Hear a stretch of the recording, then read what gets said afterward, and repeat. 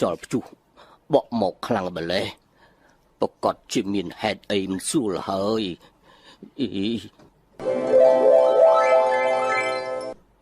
អូចឹងតើចៅតាទាំងពីរល្មើសនឹងបទបញ្ញត្តិគ្រូហើយទំនាយថាមានគ្រោះថ្នាក់ធំណាស់គឺ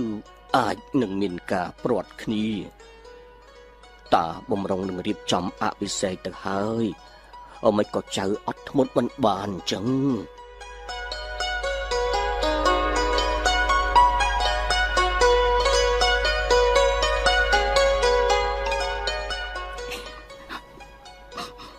ម្ចាស់បងសេចក្តីស្មោះត្រង់បរិសុទ្ធរបស់អូន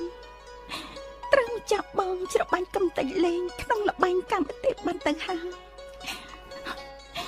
អូនដាក់ចិត្តសង្ឃឹមថាម្ចាស់បងពិតជាមិនចាស់អូនទេល្ងងពេកហើយបើបងបោះបង់ចោលការកេងម្ចាស់គូជីវិតស្នេហ៍របស់បងយ៉ាងនេះនោះបើជាការពិតអូនសែនត្រេកអរណាស់ម្ចាស់បង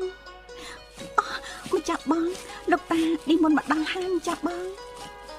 ខ្ញុំកណាសូមក្រាបថ្វាយបង្គំលោកតាជាម្ចាស់បាទហើយ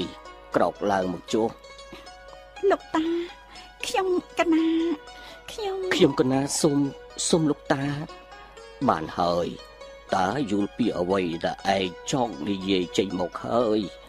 ប៉ុន្តែតាសោកស្ដាយដែលឯងទាំងពីរនាក់បានប្រព្រឹត្តល្មើសនឹងបទបញ្ញត្តិរបស់តាលោកតាខ្ញុំប្រកាសអាណាសូមទទួលខុសត្រូវចំពោះទង្វើទាំងនេះខ្ញុំប្រកាសអាណាសមនឹងទទួលកំហុសទាំងនេះខ្ញុំកណាក៏ចូលរួមទទួលខុសត្រូវចំពោះទង្វើទាំងអស់នេះដែរលោកតាខ្ញុំកណាខុសហើយខ្ញុំកណាគួរបានហើយនេះជាជោគជតាកម្មរបស់ឯងទាំងពីរថ្ងៃស្អែកនេះនាំគ្នាទៅបេះផ្លែឈើព្យាផ្កាមកតានឹងរៀបចំអភិសេកឲ្យចៅទាំងពីរខ្ញុំប្រកាសណាសូមអរគុណលោកតាដែលក្រោយពេលរៀបអភិសេករួចរាល់ហើយចៅព្រហ្មទត្តអាចនាំមហេសីវិលត្រឡប់ទៅកាន់ព្រះនគរវិញបានពីព្រោះចំណេះវិជ្ជាសិលសាស្ត្រមន្តអាគមល្មមគ្រប់គ្រាន់អាចការពារព្រះនគរបានហើយម្យ៉ាងទៀតចៅត្រូវគ្រងរាជសម្បត្តិបន្តសតិវង្សនគរពរិនិស័យជំនួសព្រះមេដាបិតា